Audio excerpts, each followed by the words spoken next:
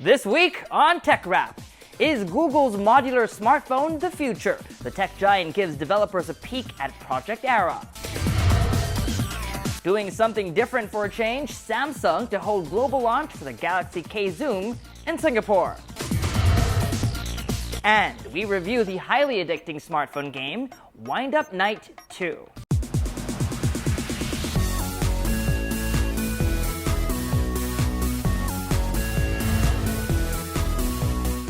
Hi, I'm Michael Josh, and this is TechRap, your weekly source for tech news, gadget reviews, app recommendations, and social media tips. For most of us, upgrading to a new smartphone every few years is more about catching up with the latest technology than it is replacing hardware that's stopped working. But what if we could swap out individual parts? Say, I want a 16 megapixel camera to replace last year's 13 megapixel model, but keep the rest of my phone as is. That way, I only spend on the camera upgrade.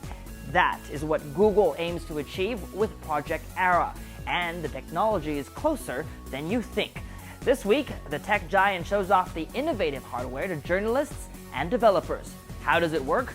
A metal endoskeleton acts as a frame. Parts are held together with electropermanent magnets. Each part represents a phone component. The team behind Project Era hopes the modular phone will be ready for consumers next year. It's usually New York, London, Barcelona, or Berlin. But this time around, Samsung brings the world's attention to Southeast Asia with the launch of its newest smartphone. This week, the South Korean tech company and the world's largest smartphone manufacturer send out invites to its Capture the Moment event in Singapore on April 29. Capture is spelled with a K, and while details are sketchy, it is believed to tease the upcoming Galaxy K Zoom, the successor to last year's Galaxy S4 Zoom.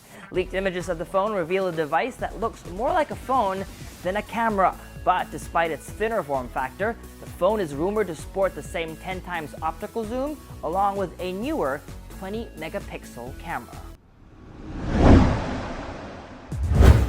Tech companies and drones are starting to become a trend. In the latest development this week, the Wall Street Journal reports Google is acquiring drone-making startup Titan Aerospace. Google plans to use Titan Aerospace in Project Loon, the balloon-powered Internet Access Initiative.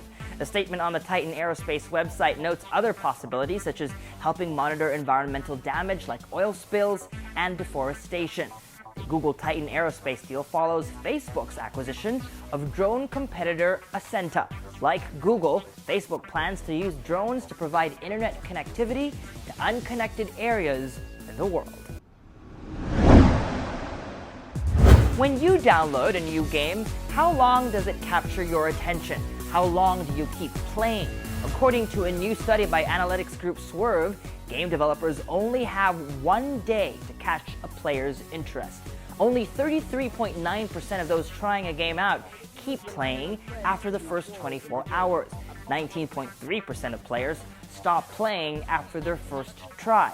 But, according to video game veteran Ben Cousins, those numbers are, quote, totally normal. Responding on Twitter, Cousins says 40% of players returning on the second day is, quote, a sign of a real hit. Speaking of mobile games, here's one you might want to try. A challenging 3D platformer, Windup Knight 2. The first thing you'll notice with Windup Knight 2 is its stunning graphics, which is nearly at par with gaming consoles. From the knight, the coins and items you pick up along the way, and the entire platform, the game appears to have been made with great attention to detail, and is hands down very pleasing to the eye. Gameplay offers more diversity than your regular mobile platformer. Like most mobile platformers, your character will run on his own, but instead of swiping or pressing a button on the lower left or right-hand corners of your screen, you get 4 buttons that have to be used at the right time. It can be very tricky. On your right, you have the jump and slash buttons. Instead of just dodging obstacles, your knight actually wields a sword, which you have to use to take down creatures standing in your way. The jump button is pretty standard. You jump or double jump your way out of a pitfall to reach the finish line. On the left, you have the shield and roll buttons. Sometimes the obstacles are right on top of you. If it's too low, you use the roll button to get through. The shield button is for when there are obstacles dropping from right over your head to stop you in your tracks.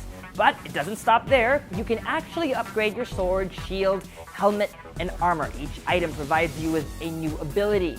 You have a sword that shoots fireballs when charged, and a helmet that turns your basic roll move into an attack that can destroy your enemies. There are other nifty and useful items, but of course you need to have enough gold to purchase them.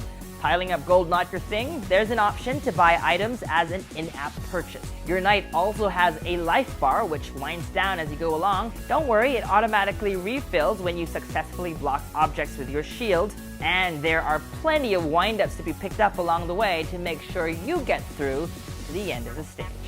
Another big improvement from its prequel is the addition of checkpoints. In Windup Knight, when you die, you have to start from the beginning of the stage. In the sequel, when your knight meets his demise, you'll restart at the latest checkpoint you crossed. We think there's enough of this game to keep you hooked for a while, so if you're looking for a little more challenge and a pretty-looking game, we suggest you take Windup Knight 2 for a spin. The app is free on both the Apple App Store and Google Play.